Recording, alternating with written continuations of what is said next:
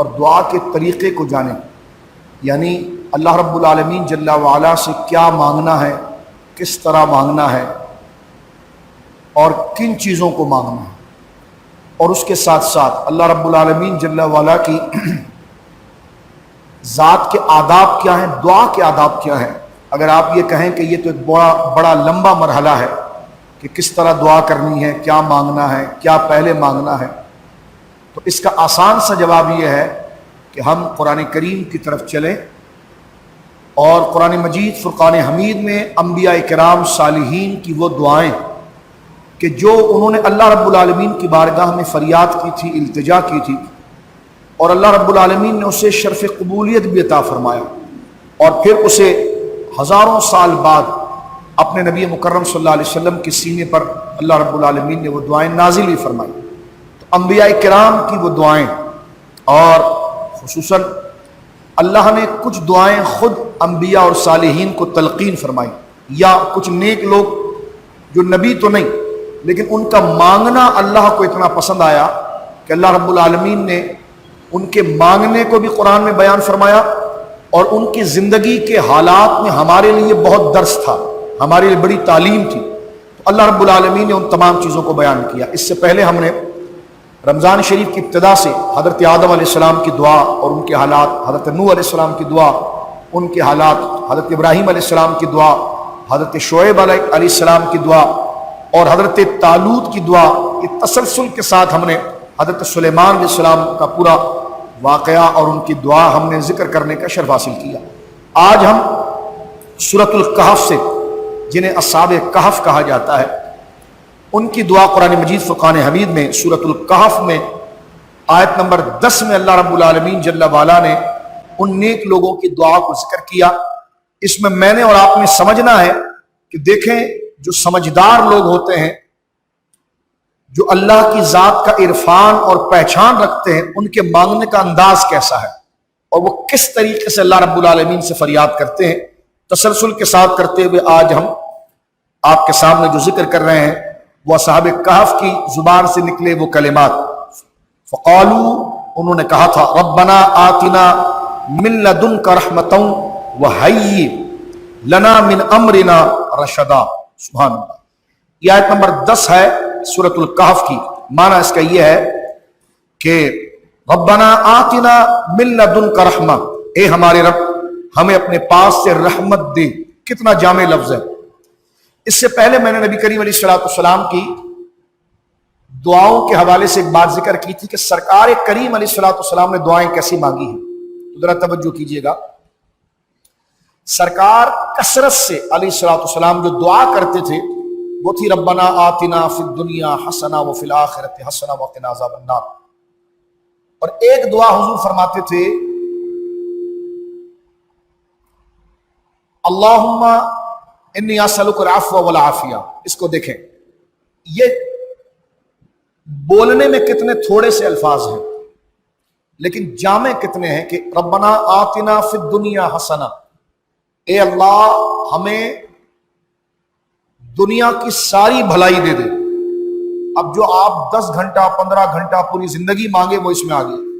ربنا آتنا فی الدنیا حسنہ، حسنہ بھلائیاں، دنیا میں جتنی بھلائیاں ہیں وہ ساری بھلائیاں تو ہمیں دے دے، وفی الآخرۃ حسنہ، اور آخرت میں کی جتنی بھلائیاں ہیں، دنیا کی بھلائی میں اولاد بھی آ گئی، مال بھی آ گیا، سکون بھی آ گیا، عزت بھی آ گئی، آخرت کی بھلائی میں عذاب قبر سے نجات بھی آ گیا، حشر سے کہ میدان محشر سے نجات بھی آ گیا، اس کی پیاس، اس کی گھٹن، اس کی دھوپ، اس کی تپش سے بھی نجات آ گئی۔ فی الدنیا حسنہ وفی الآخرۃ حسنہ وقنا عذاب النار۔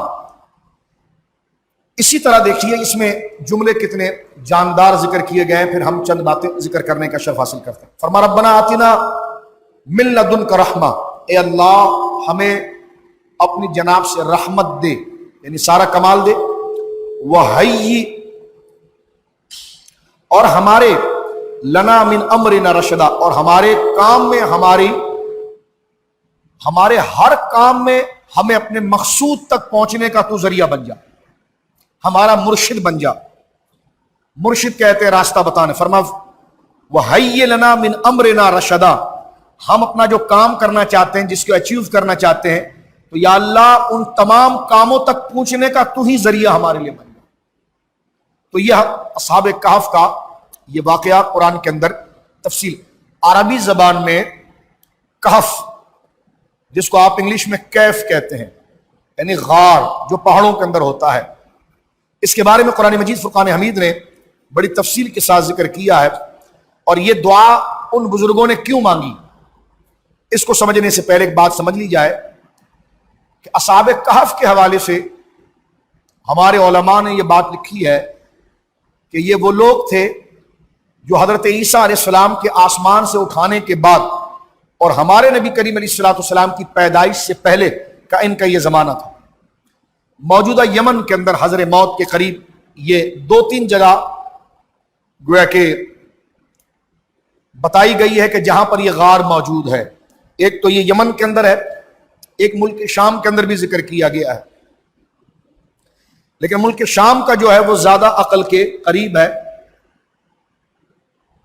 علماء تفاسیر یہ بات لکھتے ہیں اپنی کتابوں کے اندر کہ یہ 7 کے قریب افراد تھے، 7 لوگ یہ تھے، اور ان کے ساتھ 8واں ان کا ایک کتا تھا، اور ان کے ناموں کو بڑی تفصیل کے ساتھ گویا کہ لکھا گیا ہے، اور بڑے ثقیل الفاظ ہیں ان کے ناموں کے۔ مثلا مکسلیمینا 1، یملیخا 2، مرتونس 3، بینونس 4، سارینونس 5، زونوانس 6، کشفیت یا پھر پورا نام کشفیت تونس، یہ 7 نام ہے، اور ایک ان کا کتا تھا، اس کا نام ذکر کیا ہے قطمیر، بڑے قاف کے ساتھ۔ ان ناموں کے بڑے فضائل بھی ہیں، یہ نام قرآن میں تو نہیں آئے ہیں، لیکن قرآن میں ان اصحاب کا ذکر ہے، لیکن تفاسیر کے اندر تفصیل کے ساتھ ان کے ناموں کو ذکر کیا گیا۔ ان ناموں کی برکتیں اس طرح ہیں کہ ہمارے علماء نے لکھا اپنی کتابوں کے اندر، اور یہ مجربات میں سے بھی ہے، کہ اللہ رب العالمین جل وعلا اپنی تاثیر کا سبب جیسے پانی کو بنا لیتا ہے کہ پانی کے ذریعے آپ کی پیاس بجھ گئی، روٹی کے ذریعے آپ کی بھوک بجھ گئی، بادلوں کے ذریعے بارش آ گئی، اسی طرح اللہ رب العالمین نے ان کے ناموں کو بھی اپنے کرم اور اپنی رحمت کو آگے بڑھانے کا کاز بنا دیا، سبب بنا دیا۔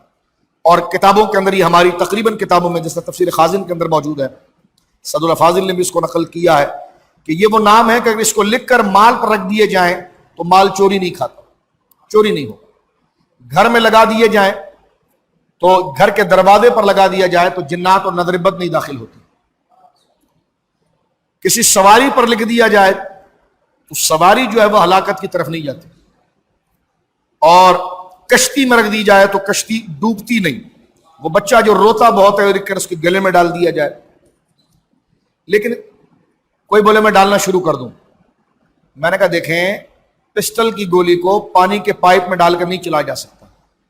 اگر ایسی لکھنے سے کام ہونے ہوتے تو مارکیٹ میں تو کتاب ملتی، ہر بندہ لکھ کر بابا بن رہا ہوتا۔ اس کے خاص ایک طریقے ہیں، قرینے ہیں، اور یہ اللہ کا فضل ہوتا ہے کہ جس کے لکھے ہوئے کام میں بھی اللہ رب العالمین نے تاثیر عطا فرمائی۔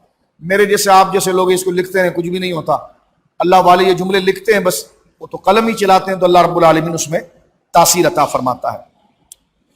تو یہ 7 لوگ تھے، 8واں ان کا کتا تھا۔ لیکن آپ دیکھیں جب ان 7 لوگوں کے ناموں کے لکھنے میں اتنی تاثیر ہے، جو اصحاب کہف ہیں، جو غار والے ہیں، ان کی اتنی تاثیر ہے، تو جو نبی والے ہیں ان کی کتنی تاثیر ہوگی؟ اصحاب کہف کے ناموں کی یہ تاثیر ہے تو اصحاب رسول کے ناموں کی کتنی تاثیر ہوگی؟ اس لیے ہم نے اپنے بزرگوں کو دیکھا ہے کہ جب وہ کبھی تعویذ مرتب کرتے تھے، تعویذ کیا ہے کیا نہیں، اس پر ایک مکمل ڈیٹیل ہم نے گزشتہ رمضان شریف میں نجدیوں کے جتنے اعتراضات ہیں اس کے جوابات ہم نے دیے ہیں کہ وہ اپنی کمزور ذہنی سے تعویذ پر اعتراض کرتے ہیں، ایسا مسئلہ نہیں ہے۔ وہ ہماری اگر پرانی تقریر اگر آپ دیکھیں گے یا درمیان میں اگر موضوع رہا تو پھر تعویذ کے جواز پر ہم گفتگو کریں گے۔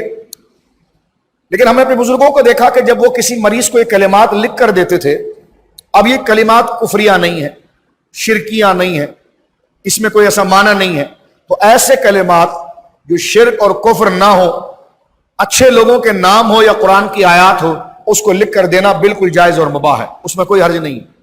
ہم نے اپنے بزرگوں کو دیکھا کہ جب وہ یہ ناموں کو لکھتے تھے تو اس کے ساتھ سرکار کے اصحاب اور پنجتن پاک کے نام بھی لکھ دیتے تھے، اہل بیت کے بھی نام لکھتے۔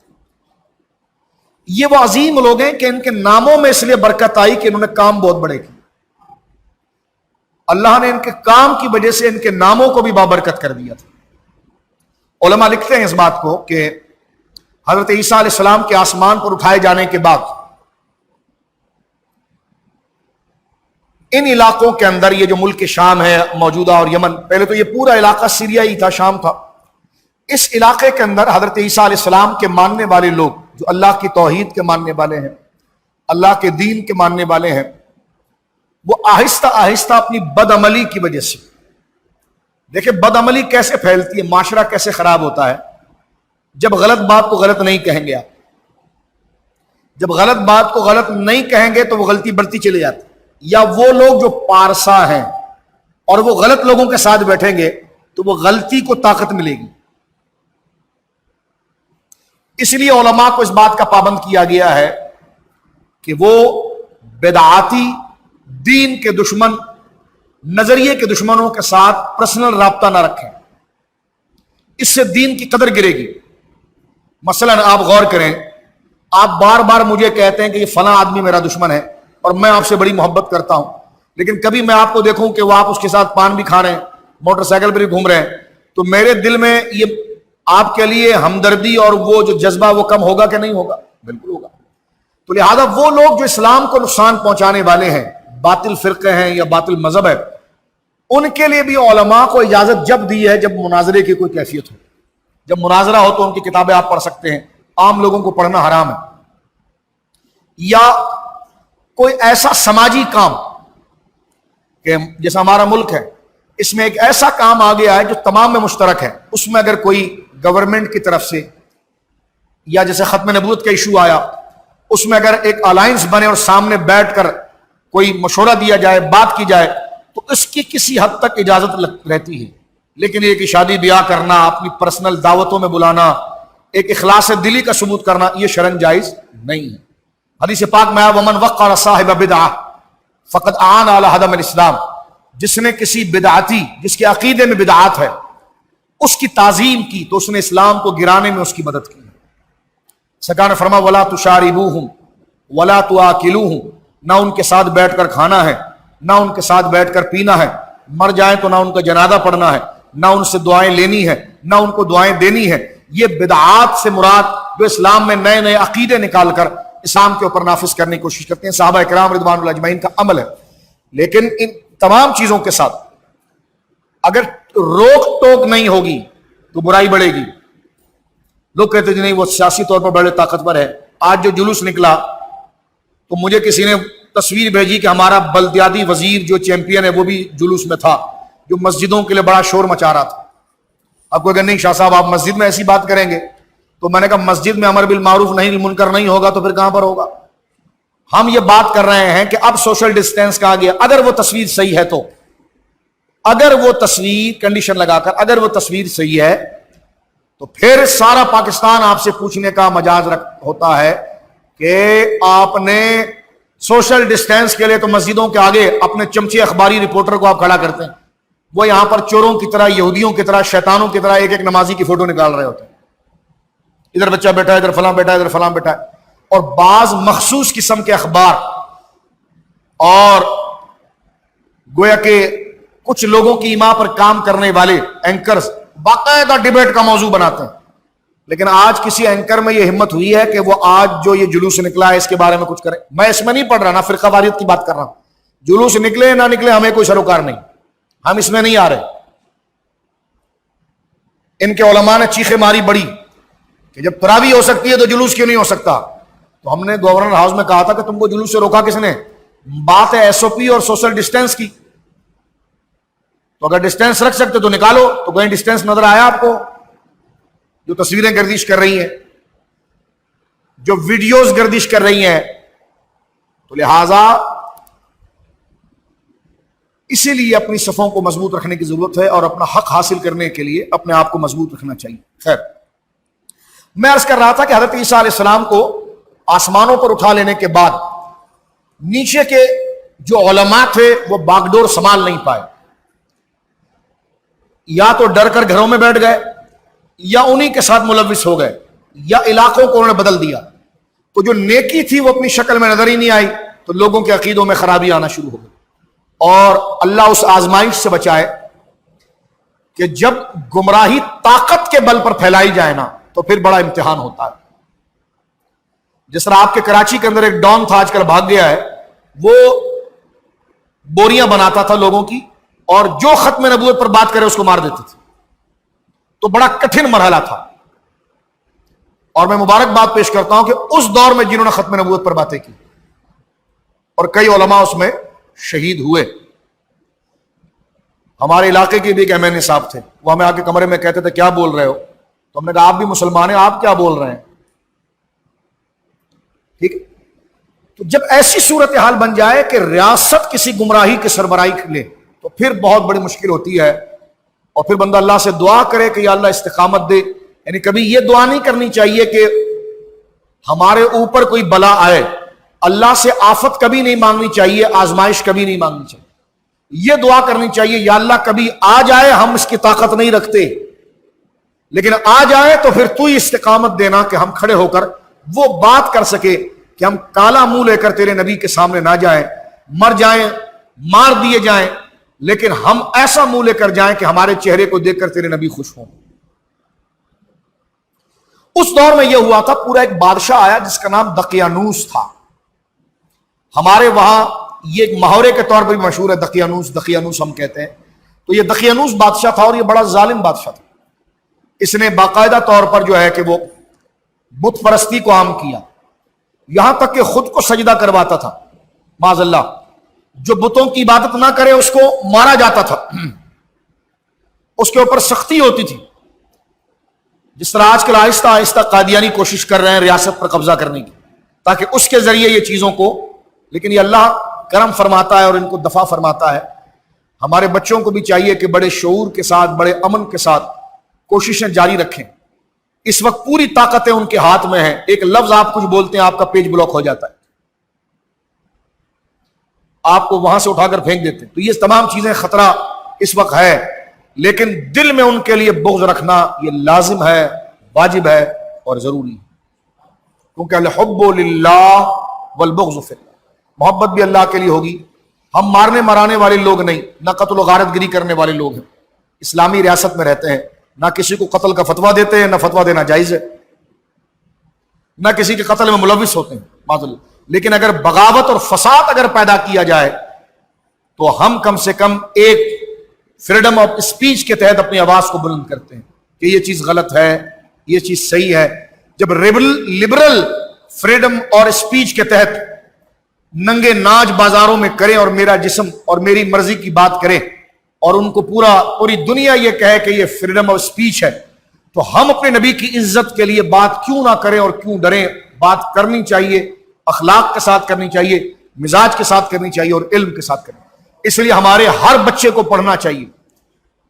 میں اس لیے بچوں کو بھی کہتا ہوں کہ اعلیٰ آپ کے پاس ہونی چاہیے، لیکن وہ ایک ٹول ہو، ٹولز کے طور پر ہو، اصل مقصود مدینے کی منزل ہو ہمارا۔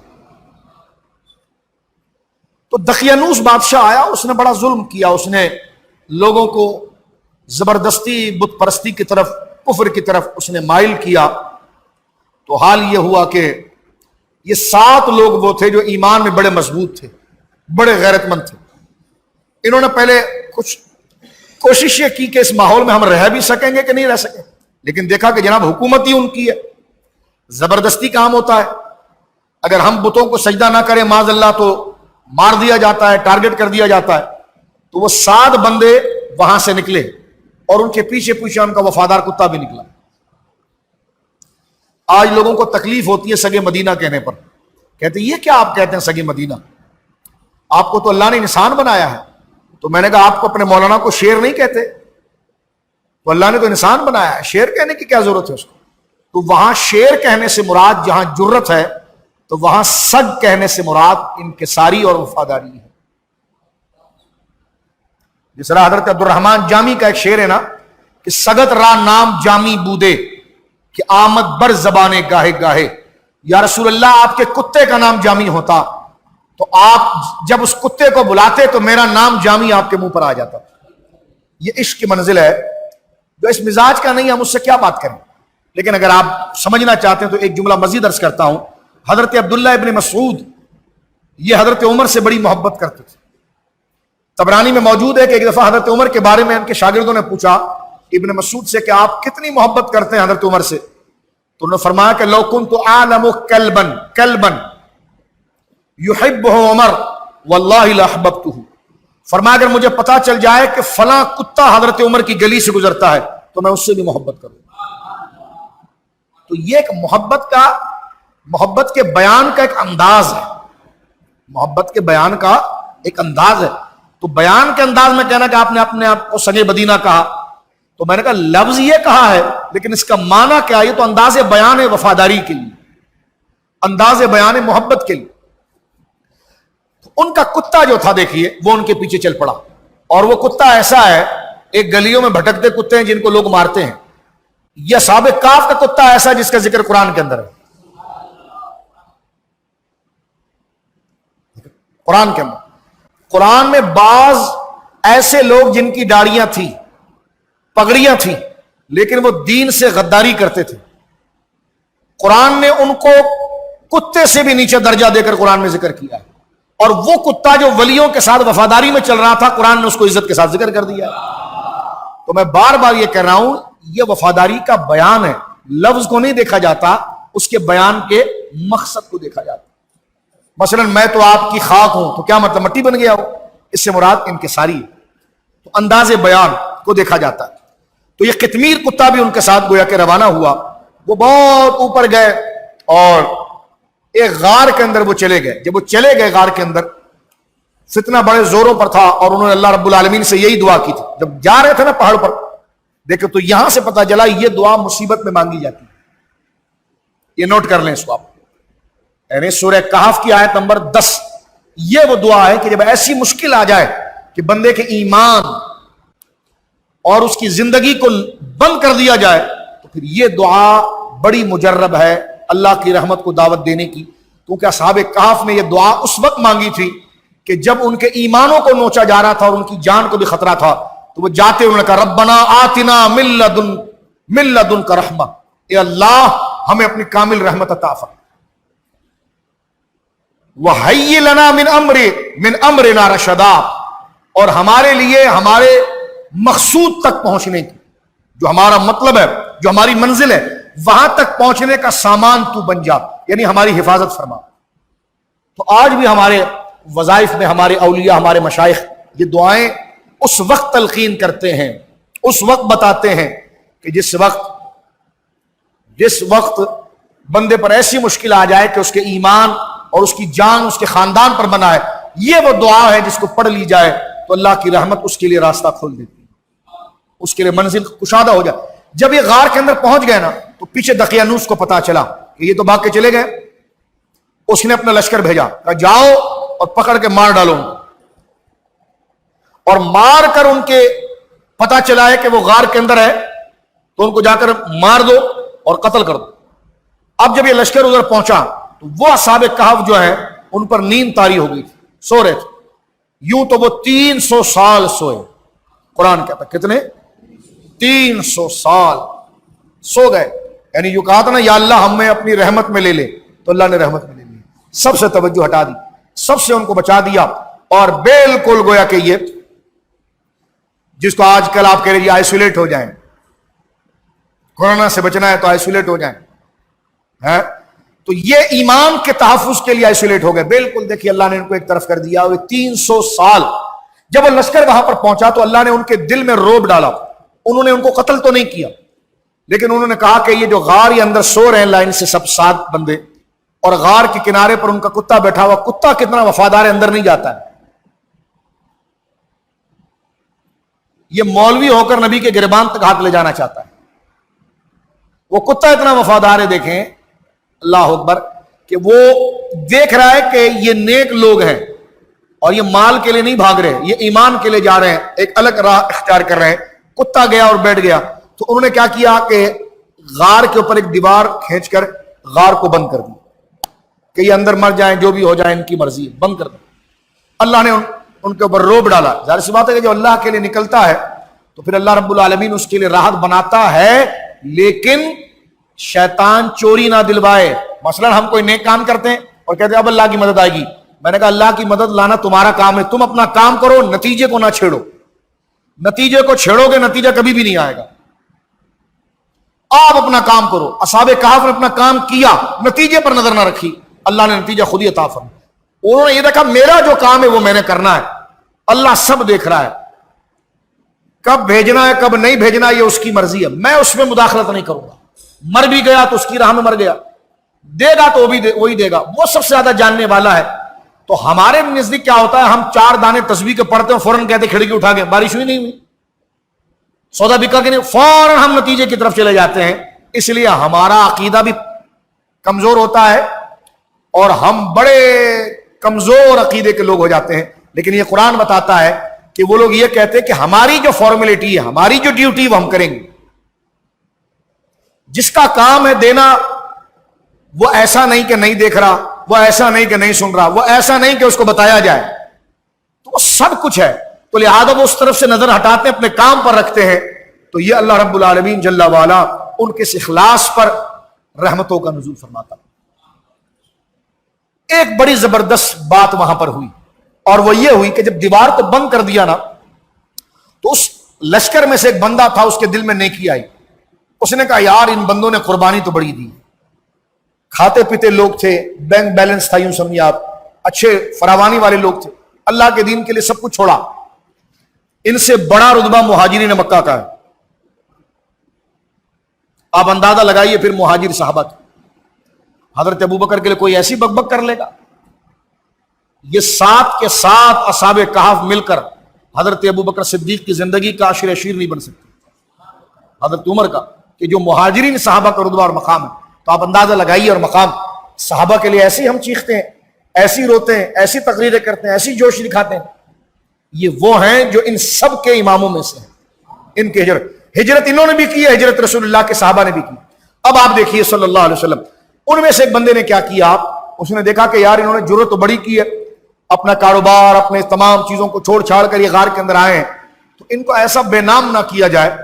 اس نے کیا کیا، ایک تختی کے اوپر ان سب کا نام لکھا اور ان کے کتے کا بھی نام لکھا، اور ایک تانبے کا ایک صندوق بنایا، چھوٹا سا باکس، اس میں اس تحریر کو رکھ دیا، لیٹر کو رکھ دیا، اور اس باکس کو بند کر دیا۔ باکس کو بند کرنے کے بعد غار کا جو مین منہ تھا دروازہ، اس کے پہاڑ کے اس پتھر کے اندر سوراخ کیا، سوراخ کرنے کے بعد اس پیٹی کو اندر ڈال دیا، اور پیٹی کو اندر ڈال کر اوپر سے بند کر کے دقیانوس کی حکومت کی سٹیمپ لگا دی۔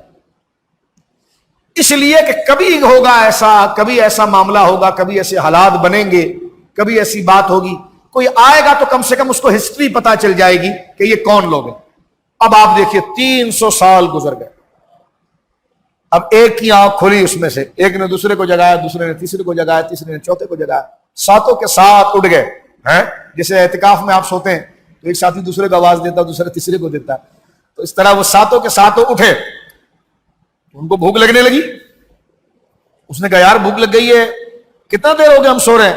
اس نے کہا ابھی کیا ہوا، آدھا دن گزرا ہے۔ 300 سال گزر گئے، وہ کہہ رہے جی آدھا دن گزرا ہے، یعنی اللہ نے اتنی راحت ان پر کر دی۔ اگلوں پر 300 سال گزر گئے، ان پر لگ رہا ہے آدھا دن۔ اب سمجھ میں آ جانا چاہیے کہ حضرت علی قرآن اتنا جلدی کیسے پڑھ لیتے۔ ہم پڑھے تو 3 دن، علی پڑھے تو مغرب سے عشاء کے درمیان کا ٹائم۔ تو یہ اللہ رب العالمین ان کے لیے اختصاص کرتا ہے۔ میں نے گفتگو کی تو ایک نجدی نیچے آگے کومنٹس کر رہا ہے اس میری تقریر پر، کہہ رہا ہے کہ حوالہ نہیں دیا، تو ہمارے بچے نے نیچے لکھا اوپر تقریر سن، ادھر بخاری پڑھی جا رہی ہے، لیکن تم بخاری بھی اپنی ملا سے سنتے ہو، کسی اور سے سنتے نہیں۔ بخاری جو حضرت داؤد علیہ السلام کا واقعہ وہ میں نے پورا ذکر کیا، خیر اس کو چھوڑیں، آگے چلیے تاکہ اس واقعے کو ہم مکمل کرتے ہیں۔ وہ سن رہا ہوگا تو اس لیے اس کو میں ذرا سبق دے رہا تھا کہ بات کرو تو پوری تحقیق کے ساتھ کرو، دیکھ لیا کرو، کلپ ایسے اپلوڈ نہیں کیے جاتے، تمہیں دیکھ کر کیے جاتے ہیں، اور جس بات کو بیٹا تو سوچ نہیں رہا ہوتا نا، وہاں کا جواب ہم لوڈ کر کے سامنے رکھتے ہیں کہ تجھے ضرورت نہیں ہو سکتی۔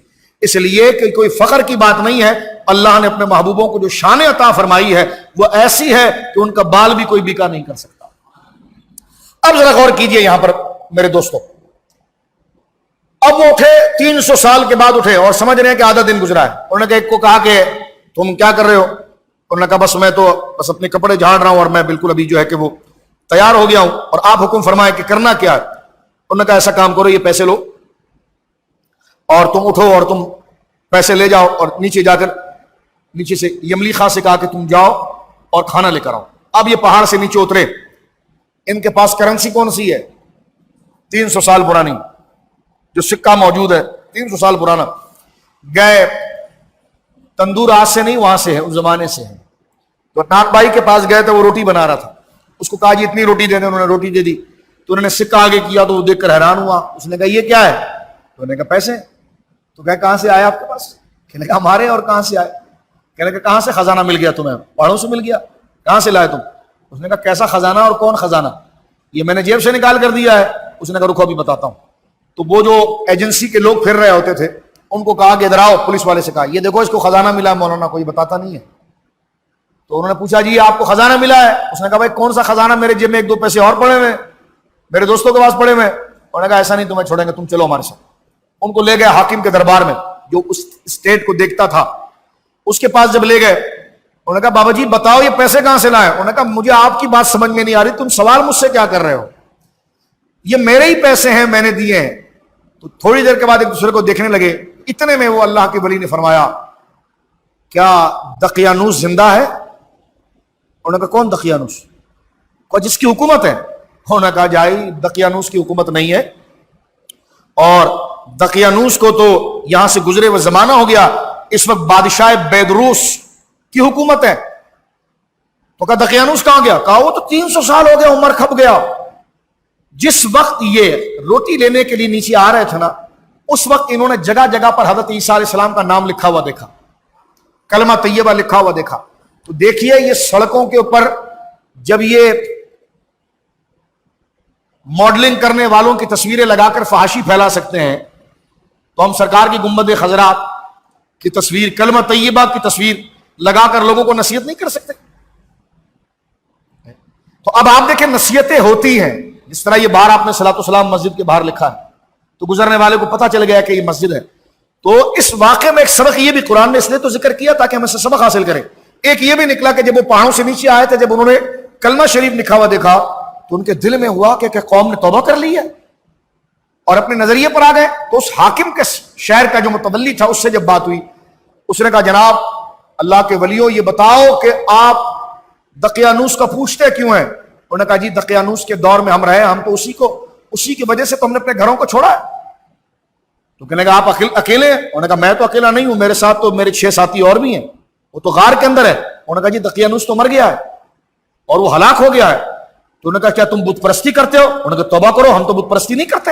حضرت عیسیٰ علیہ السلام نے یہ درس نہیں دیا؟ انہوں نے کہا جی سبحان اللہ، اس کا مطلب کسی نیک بندے نے تمہارے علاقے میں انقلاب لایا اور دقیانوس کو خدا نے ہلاک کیا اور اللہ کی توحید کا پیغام عام ہو گیا۔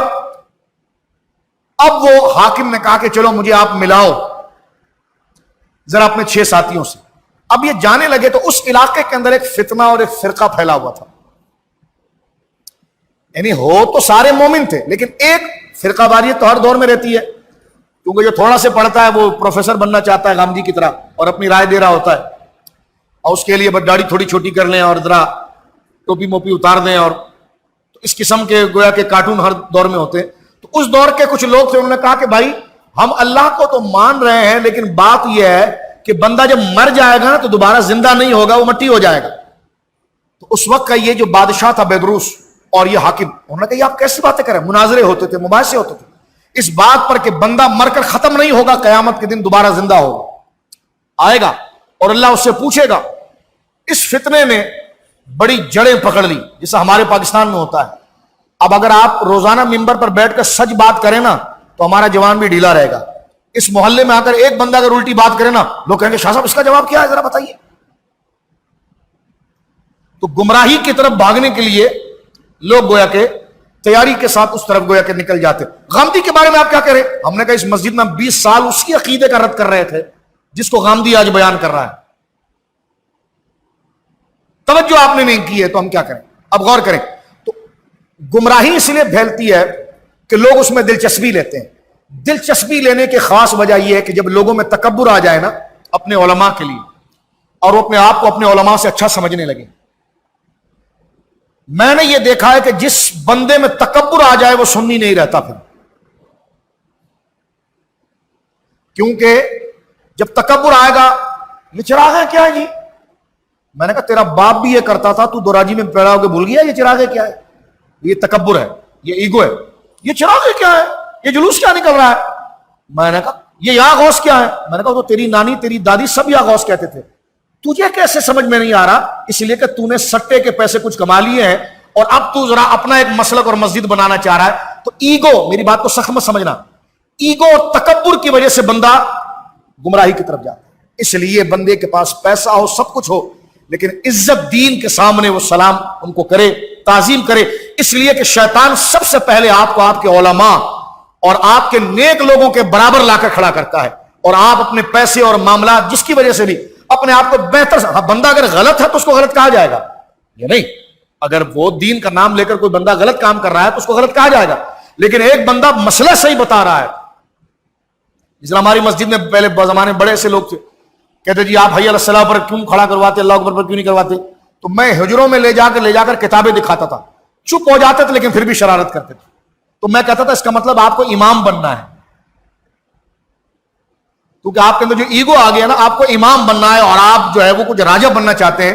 تو میں مسلح تو نہیں دے سکتا آپ کو, ہاں اگر وہ شرائط پورا کرے تو یہ کبھی منصب کے لیے بندہ ایگو کرتا ہے. ہمارے طاہر بھائی بیٹھے ہیں, پرانے دوست بیٹھے ہیں, وہ جانتے ہیں کہ یہاں پر صفوں میں کیسے. تو میں صرف بات بتانے کے لیے, مزاج نوجوان بیٹھے اس لیے بتا رہا ہوں, اپنے آپ کو کبھی دین کے مقابلے پر نہیں لانا. اگر تم دین سے ڈرتے رہے, دین سے محبت کرتے رہے, دینداروں سے محبت کرتے رہے, تو بعید نہیں اللہ اس حیا کی وجہ سے تمہارے گناہوں پر بھی پردہ ڈال دے گا. لیکن اگر تم دینداروں سے براہ راست ہونے کی کوشش کرو گے جو صحیح آدمی ہو, تو اللہ رب العالمین تمہارے چھپے ہوئے بھی گناہ کو لوگوں کے سامنے آیا کرے گا. اللہ رب العالمین اپنے محبوبوں کے آگے کندھا چڑھانے سے ہمیں محفوظ فرمائے. یہ بہت بندے کی بدبختی جب ہوتی ہے کہ جب وہ اللہ والوں کے سامنے سینہ تانتا ہے, اور ان کون ہو جی, اتنی بڑی گاڑی سے اترے, تم کون ہو؟ ہم نے کہا جی ہم کچھ بھی نہیں, آپ ہی سب کچھ ہیں, فیصلہ زمانہ کرے گا. یعنی میں اپنی بات نہیں کر رہا, ایک مثال آپ کے سامنے عرض کر رہا ہوں. تو مجھے بھی اور آپ کو بھی اس بات کی پابندی کرنی چاہیے کہ جو دین کا مسئلہ بیان کرنے والے ہوں تو دین کے لحاظ سے ان سے محبت بھی کرنی چاہیے, ان کا ادب بھی کرنا چاہیے. مانا کہ وہ میٹرک پاس ہو اور آپ بہت زیادہ پڑھے ہوئے ہو, لیکن دین وہ میٹرک بھی نہ پڑھا ہوا ہو, لیکن اگر وہ قرآن کو جانتا ہے, قرآن کی اچھی تلاوت بھی کرتا ہے, تب بھی ہمارا فرض ہے کہ اس قرآن کی وجہ سے ہم اس کا ادب کریں. یہ وہ لحاظ ہے جس کی وجہ سے اللہ کیونکہ یہ لحاظ آپ نے اللہ کے لیے کیا, اللہ کے کلام کے لیے کیا نا, تو اللہ کی قدرت یہ دیکھتی ہے کہ یہ میری نسبتوں کا لحاظ کرتا ہے, تو پھر میری قدرت اس کا لحاظ کر کے اس کے عیبوں پر پردہ ڈالتی. لہٰذا وہ فرقہ واریت کی جو بات چلی تو فرقے اس لیے پھیلتے ہیں, جو میں نے آپ کو ایک مین اس کا انیشل پوائنٹ ہے. اپنے اندر تکبر کبھی نہیں لانا. کبھی برابری کا خیال بھی آ جائے تو کبھی یہ سمجھنا کہ مجھے کچھ آتا نہیں تھا, پہلی دفعہ سے نے یہ سبق مجھے بتایا تھا, اس احسان کو رکھ لینا. براہ راست, کیونکہ براہ راست کہو گے تو پھر مخالفت پر آؤ گے, مخالفت پر آؤ گے تو صحیح بات کو بھی آپ غلط کرو گے, اور جب صحیح بات کو غلط کرو گے تو پھر فساد ہوگا, فرقہ واریت بڑھے گی, لوگ گمراہی کی طرف آئیں گے. اختلاف منع نہیں ہے, فرقہ واریت منع. اختلاف ہو جو دلائل کے ساتھ کہ آپ نے یہ بات کی ہے لیکن کتابوں میں ایسا نہیں, آپ نے بات یہ کی ہے لیکن قرآن میں یوں ہے, آپ نے یہ بات کی ہے فلاں, یہ چیز اور ہے کہ دلیل سے بات کی جائے. لیکن یہ کہ ایک غلط نظریے کو لا کر یہاں پر گویا کہ نافذ کرنا, یہ گویا کہ اچھی بات نہیں ہے. اللہ رب العالمین ہمیں علم دین کے جو خادم ہیں ان کے آگے احترام میں نظریں جھکانے کی توفیق عطا فرمائے. اس لیے تو میرے بھائیوں عرس کیا جاتا ہے, دن کیے جاتے ہیں, یہ ایک پریکٹس ہے تاکہ ہمیں ادب آئے. لوگ کہتے فاتحہ کیا ہے, میں نے کہا ایک پریکٹس ہے ادب کی, ادب کی ایک پریکٹس ہے. ان چیزوں کو نہیں چھوڑنا چاہیے. ہاتھ چومتے ہیں, یہ کیا ہے؟ یہ پریکٹس ہے ادب کی. ایک تو شریعت نے اجازت دی ہے, دوسرے کہ احترام. آپ اس سے عمر میں بڑے ہیں, آپ مال میں زیادہ, لیکن پھر بھی آپ اس کا ہاتھ چوم رہے ہیں. کوئی آپ سے پوچھے یار وہ عمر میں بھی آپ سے چھوٹا ہے اور آپ ہاتھ چوم رہے ہیں, تو آپ کہیں گے اس لیے کہ یہ قرآن کو جانتا ہے, یہ دین کو جانتا ہے. تو لہٰذا یہ جو لحاظ ہے یہ اللہ کی رحمت ہے، اللہ ہمیں تکبر سے بچائے۔ اب چلیے بات کو اختتام کی طرف ہم لے کر چلتے ہیں۔ تو وہاں اس زمانے میں فرقہ آ گیا۔ وہ فرقہ کیا کہتا تھا؟ وہ یہ کہتے تھے، کیونکہ کچھ لوگوں کی ایک عادت ہوتی کہ سب ایک ہی بات کر رہے ہیں تو وہ مشہور کیسے ہوگا، وہ تھوڑی سی الگ بات کرے گا، الگ بات پر وہ حجت کرے گا، وہ ایک کو پھر دوسرے دوست کو گھیرے گا، تیسرے کو گھیرے گا، اس کو چائے پلا کے گھیرے گا، اس کو پان کھلا کے گھیرے گا، اور پھر ایک علاقے کے اندر ایک گویا کہ شر اور فساد گویا کہ پیدا کرے گا، اور غلط بات جناب جو ہے کہ وہ کرنا، جیسے حضرت ابوبکر صدیق کی افضلیت کے بارے میں، سنی ہوں گے، ختم قادریہ کریں گے، ختم خواجگان کریں گے، 11ویں کریں گے، سب کریں گے، لیکن گے نہیں کہ مولا علی کا پہلا نمبر ہے۔ تو میں نے کہا کل تو یہاں تو جعلی پلاٹ بیچ رہا تھا، آج تو اتنا بڑا عالم ہو گیا کہ تیرے کو افضلیت کے مسئلے سمجھ میں آ گئے۔ تو ایسی غلط بات جو اجماع کے خلاف، جو قرآن کے صریح خلاف، جو ہمیشہ جو سنا گیا ہے لکھا گیا اس کے خلاف ہو، اس کے خلاف اپنی ذاتی رائے کو لانا۔ اب دیکھنا، مجھے بندہ اچھا لگ گیا ہے، اب اگر بندہ اچھا مجھے لگ گیا ہے، اگر اس کے عقیدے بھی اچھے ہیں تو میں اس کی تعریف کروں، لیکن مجھے اچھا لگ گیا تو ابو حبیبیہ کے ممبر پر بھی بیٹھے گا کیونکہ میں حبیبیہ کو چندہ دیتا ہوں۔ تو ایسا نہیں ہونا چاہیے۔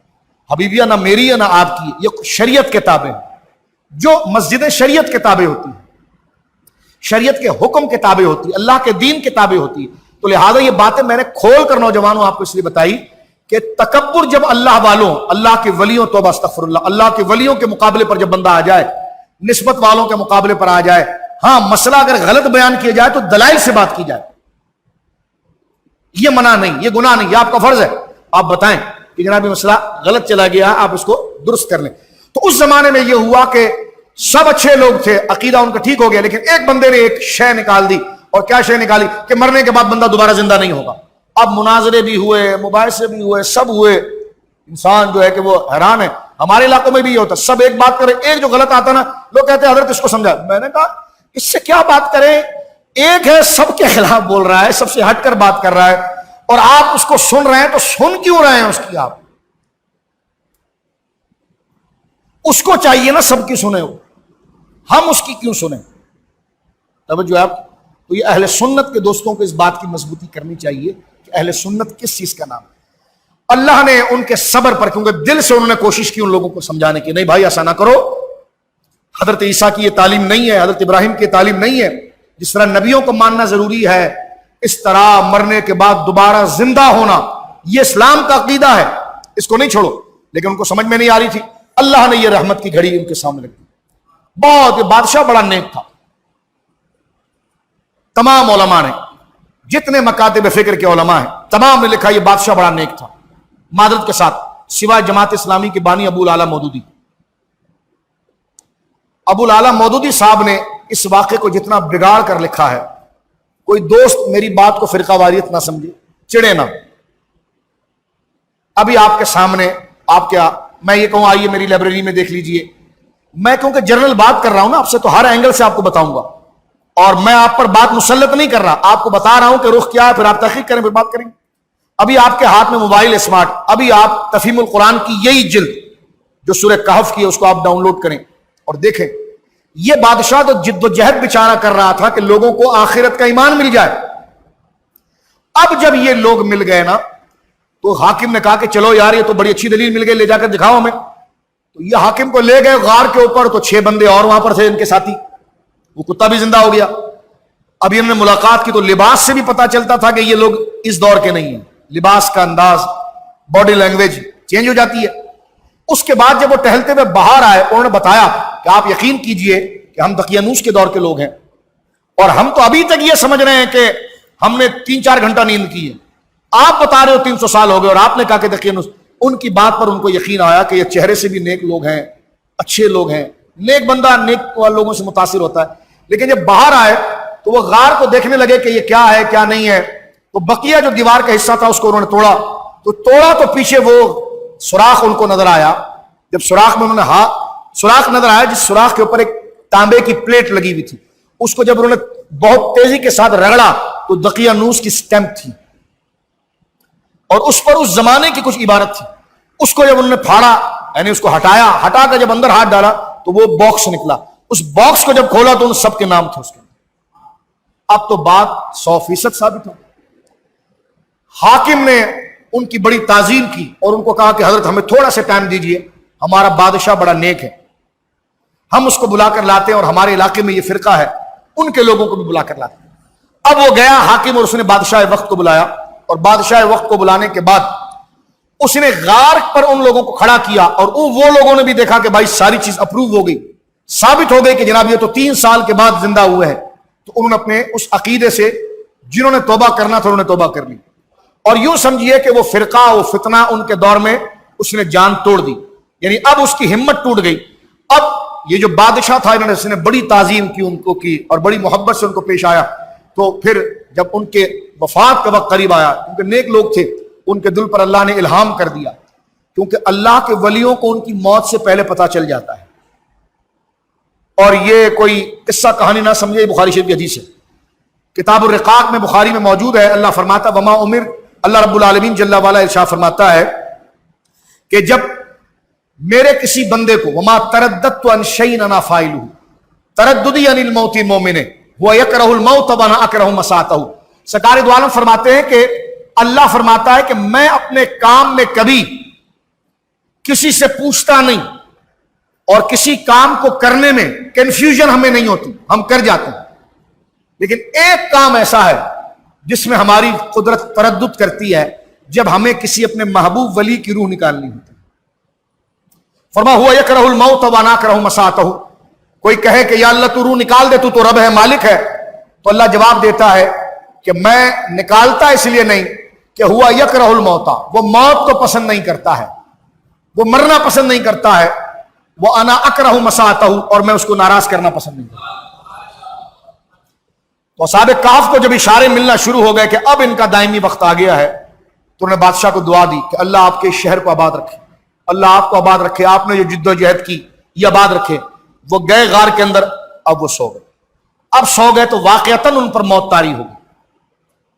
جب ان کے بدن کو ہلا کر دیکھا گیا، یا جو تحقیق کا طریقہ تھا، تو پتا چلا اب سانسیں نہیں چل رہی ہے، تو ان کے لیے 7 تابوت بنائے گئے، اس تابوت میں ان کے بدن کو رکھ کر اس غار کے اندر ان کو دفن کر دیا گیا، اور پھر وہ لوگ وہاں سے لوٹے۔ اب قرآن یہ کہتا ہے کہ وقال الذین غلبوا علی امرہم، کہا ان لوگوں نے جو اپنے ساری مہم اور اپنے سارے کام کو مکمل کر لیا تھا کہ لنتخذن، کہ ضرور بضرور ہم بنائیں گے، مسجدہ، ان کے غار پر مسجد۔ اس سورہ کہف، وقال الذین غلبوا علی امرہم لنتخذن علیہم مسجدہ۔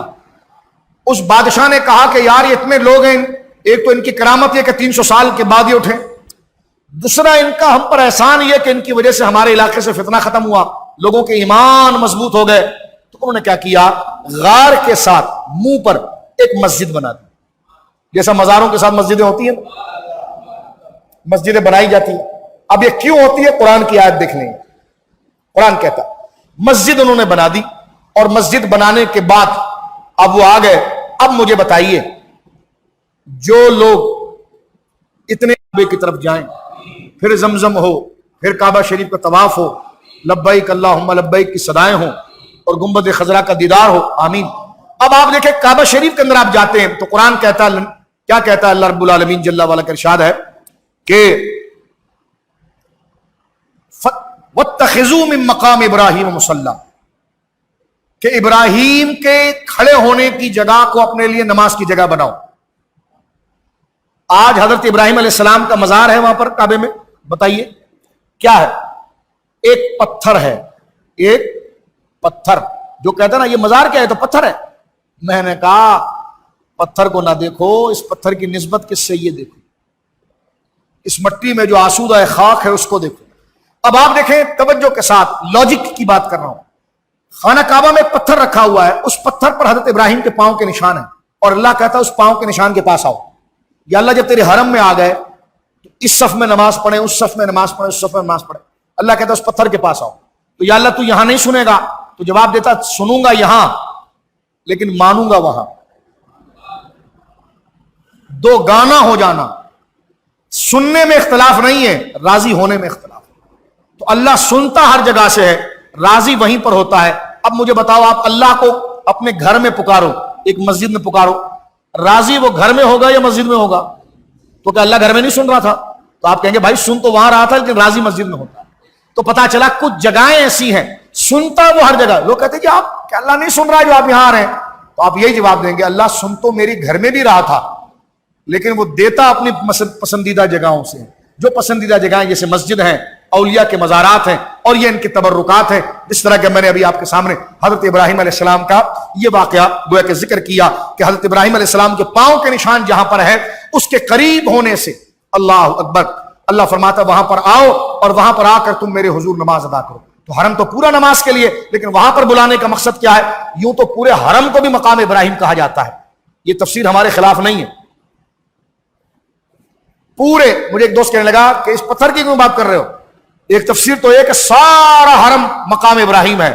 میں نے کہا سبحان اللہ، اب حرم اللہ کا ہے پھر بھی پہچانا ابراہیم سے جا رہا ہے. میں نے کہا یہ تفسیر بھی ہمارے خلاف نہیں ہے، یہ ہمارے ہی مقصد کو بیان کر رہی ہے. اگر پوری مسجد حرام کو بھی مقام ابراہیم کہا گیا تو مقام کہتے ہیں کھڑے ہونے کی جگہ کو، تو پتا چلا مسجد تو مسجد تھی لیکن رب نے اس مسجد کو بھی پکارا جہاں ابراہیم کھڑا ہوا تھا. تو اب آپ دیکھیں پوری مسجد کو بھی اگر مقام ابراہیم کہیں تو یہ ہمارے خلاف نہیں، لیکن اس کی ایک تفسیر خاص اس سٹون، اس پتھر کی طرف کی ہے کہ جس کو حدیث میں بیان کیا گیا ہے. تو یہ اصحاب کہف کے وہ نیک لوگ تھے. یہاں سے ہمیں جو باتیں پتہ چلی یہ کہ اللہ کی توحید اور دین اسلام پر آنکھ بند کر کے یقین ہونا چاہیے. جہاں اسلام کی بات آ جائے وہاں عقل نہ چلائیں، کیونکہ ہماری عقل وہاں تک اب پہنچی ہی نہیں ہے، یا ہماری ابھی اتنی صلاحیت ہی نہیں ہے کہ ہم اس کو سمجھ سکیں. ٹھیک وہی ہے جو اللہ اس کے رسول نے کہا، ٹھیک وہی ہے جو، اس لیے میں نے ٹیلی ویژن پہ بھی کہا، دوستوں سے بھی کہا، وائرس کے لیے ہم ماسک بھی پہنیں گے، گلوز بھی پہنیں گے، سینیٹائزر گیٹ سے بھی گزریں گے، ڈسٹینس بھی رکھیں گے، لیکن اس عقیدے کے ساتھ کہ جب تک رب نہیں چاہے گا کچھ نہیں ہوگا. یہ وائرس خدا نہیں ہے. ہم حفظان صحت کریں گے لیکن مؤثر حقیقی اللہ ہے. جو ہوتا ہے اللہ کی طرف سے ہوتا ہے. اللہ نہ چاہے تو قریب میں بیٹھے ہوئے بندے کو بھی کچھ نہیں ہو سکتا. اللہ چاہے تو جو خدا نہ کرے تو اللہ چاہے تو جو بندہ اس میں ملوث بھی نہیں ہوا اس کو ہو جائے. ہم حفاظت کے پورے انداز اختیار کریں گے لیکن میرے بچوں انداز میں اتنا بھی نہ ہو جائے کہ سب کچھ اسی سینیٹائزر کو سمجھ لیں. اللہ مؤثر حقیقی ہے. جب تک وہ نہیں چاہے گا کچھ نہیں ہو سکتا، وہ چاہے گا تو ہو جائے. یہ بات یہاں پر یعنی احتیاطی تدابیر ہم کریں گے. یہاں سے پتا چلا کہ دین پر توکل لازم ہے جو اصحاب کہف نے ہمیں بتایا.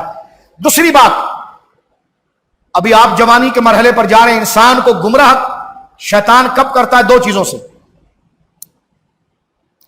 تو یہ بات نہیں کر تیرا مال چلا جائے گا، یہ بات نہیں کر تیرے کو موت آ جائے گی. سرکار نے فرمایا حق بولو. حق بولنے سے مال بھاگے گا نہیں، موت قریب نہیں آئے گی. تو یہ عقیدہ رکھنا ہے، ہمیشہ سچ بولنا ہے، درست بولنا. وہی بولنا ہے جو صحابہ نے بولا تھا، وہی بولنا ہے جو اہل بیت نے بولا تھا، وہی بولنا ہے جو غوث اعظم نے بولا تھا، وہی بولنا جو اولیاء نے بولا تھا. نیا کوئی بھکاری آ کر تقریر کر رہا ہو، انسٹیٹیوٹ کھول رہا ہو، جاوید غامدی ہو، فلانا ہو، ان شیطان اور شیطان کی ذریتوں سے ہمیں کوئی تعلق نہیں. ہم ان کے پیچھے چلیں گے جن کے لیے ہم نے نماز میں دعا کی تھی، صراط الذین انعمت علیہم. چلیں گے ان کے راستے پر جن پر تیرا انعام ہوا. اس میں غامدی جیسے ابلیس نہیں، غوث اعظم جیسے روشن چہرے والے لوگ ہیں، داتا علی حجویری جیسے روشن چہرے والے لوگ ہیں. لہٰذا آپ فیس بک یوز کرتے اس قسم کے لوگ آتے رہتے ہیں، یہ بالکل ناسور اور شیطان کے ایجنٹ ہیں. ان کو آپ نے خاطر میں نہیں لانا ہے اور اپنے اس راستے کو. یہ اس واقعے سے پتا چلا. اور آپ دیکھیے جب ایسے حالات بنے ہم اسی دعا کو مانگتے ہیں کہ جو اصحاب کہف نے یہاں پر ذکر کی، ربنا آتنا من لدنک رحمہ، اے اللہ ہمیں اپنے پاس رحمت دے دے، وحی لنا من امرنا رشدا. یا اللہ جو ایمان کے مکمل کرنے کا راستہ ہے، یا اللہ جو ہمارے وہ کام ہیں جس کے لیے تو نے ہمیں پیدا کیا ہے اس کام تک پہنچانے کے لیے تو ہی ہمارا سہولت کار بن جا. یا اللہ تو ہی ہمیں نفع دینے والا بن جا. یا اللہ اصحاب کہف کے ذریعے ہمارے ماں باپ، ہمارے رشتہ دار، ہمارے عیز و اقارب اور تمام امت کی مغفرت فرما. اصحاب کہف کا واقعہ اور آج کا دن حضرت مولا شیر خدا کا دن تھا. یا اللہ ان کے صدقے بیماروں کو شفا عطا فرما، پریشان حال کی پریشانی کو دور فرما، بے روزگاروں کو حلال روزی عطا فرما، اعتکاف کرنے والے، زکوٰۃ دینے والے، صدقہ کرنے والے، خیرات کرنے والے، افطار کرانے والے، سحری کرانے والے، اپنے رشتہ داروں کے ساتھ بھلائی کرنے والے، مسجدوں کو آباد کرنے والے، مسجدوں کی صفائی کا خیال رکھنے والے، مسجدوں کی پاکیزگی کا خیال رکھنے والے، تیرے حبیب کی ناموس و عزت کو قبول کرنے والے، اپنے بچوں تک اس عقیدے کو پہنچانے والے تمام کے لیے دائمی خیر فرما۔ مملکت خداداد پاکستان پر اپنا خاص فضل و کرم فرما۔ جب تک ہم زندہ رہیں ان نیک ہستیوں کے صدقے مولا ہمارے دلوں پر مال کی ہوس نہ رہے، جاہ و جلال کی ہوس نہ رہے، تیری رضا رہے مولا کریم۔ دنیا کے دھوکے سے ہمیں محفوظ فرما۔ صدیق اکبر نے دعا کی تھی، یا اللہ دنیا کو میرے لیے کشادہ کر دے اور مجھے اس میں مبتلا ہونے سے روک دے۔ یا اللہ میرے لیے دنیا کو کشادہ کر اور مجھے اس میں مبتلا ہونے سے روک دے۔ کشتی پانی کے اوپر چلے تو کنارے پر پہنچتی ہے، پانی کشتی کے اندر آ جائے تو کشتی غرق ہو جاتی ہے۔ یا اللہ ہمارے دلوں میں دنیا نہ ڈال، دنیا ہمارے ہاتھ میں رہے، دل میں تیرے اور تیرے محبوب کی یاد رہے، تاکہ جو ہاتھ میں ہے اس کا بھی ہم استعمال کر سکیں۔ ہمارے بچوں، ہمارے بزرگوں، ہمارے نوجوانوں تمام کو دونوں جہانوں کا رزق حسنہ فرما۔ جو ہم نے مانگا وہ بھی عطا فرما، جو نہ مانگے وہ بھی عطا فرما۔ وصلی اللہ علی خیر خلقہ ونور عرشہ محمد وعلی آلہ وصحبہ اجمعین برحمتک یا ارحم الراحمین۔